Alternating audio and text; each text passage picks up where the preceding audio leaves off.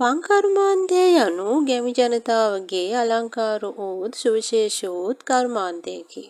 පන් නැමැති ශාකය මූලික කරගෙන පැදුරු විවීම, වට්ටි, පෙට්ටි විවීම මෙන්ම අලංකාරවත් විස්තර රටා නිමවුම් කිරීමට ගැමි ජනයා සුවිශේෂී හැකියාවක් දක්වති.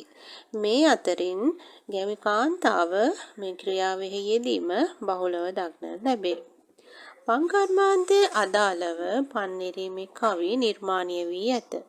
ගැමි ජනතාව තුළ පවතින සාමූහිකත්වය හා එකමුතු බව සුහදත්වය මේ කවි ගායනය තුළින් විද්‍යාමාන වේ.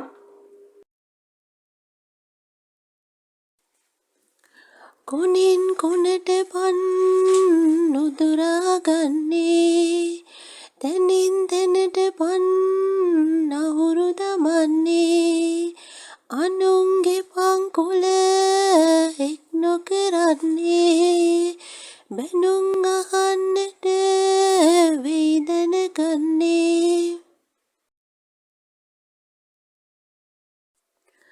ගාන තෙල් සඳුන් වරලස උමරි කොට,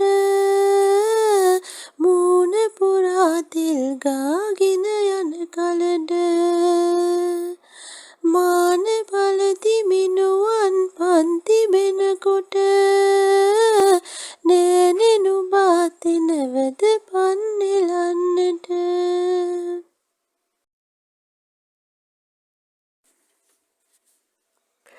එක් වෙලා ගියෝ පන් නුදුරන්න ගියෝ, වෙන් වෙලා ගියෝ කඩ කඩ විසිර ගියෝ, උනාවරල පිට මෑතට හෙලා ගියෝ, සිනාසිසී එනවා පන් නෙලන ලියෝ.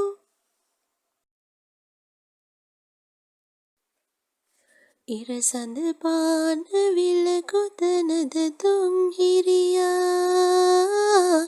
ඉරසඳ පාන විල මෙතනයි තුන්හිරියා, පන්කම් කරන අගනෝ කාටත් සරියා, මට බෙදුරකට පන් දෙනවද තුන්හිරියා.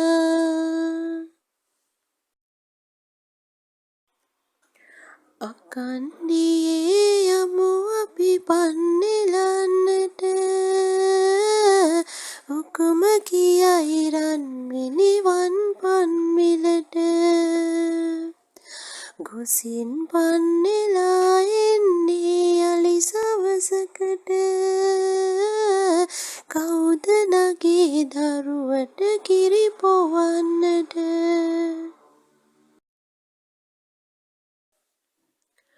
කොතන විලේදෝ එපන් තියෙන්නේ, නාගර පන් විල එපන් තියෙන්නේ, එපන් නෙලන්නට කවුදැයි යන්නේ, අගනෝ එකතුව එතනට යන්නේ.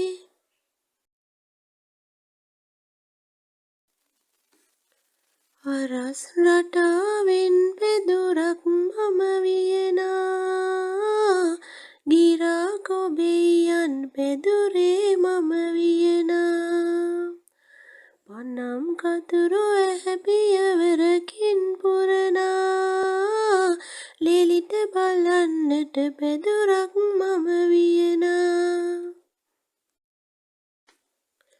ආල වඩන රුව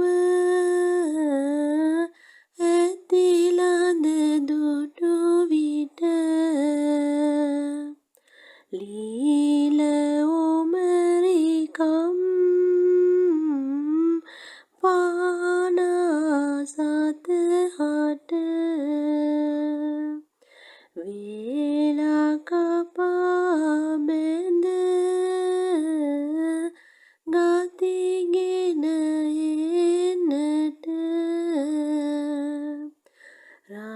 රත්නගිරෙන් යමු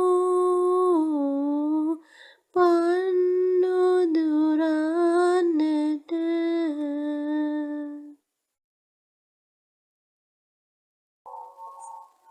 මගේ channel එක subscribe කරන්න.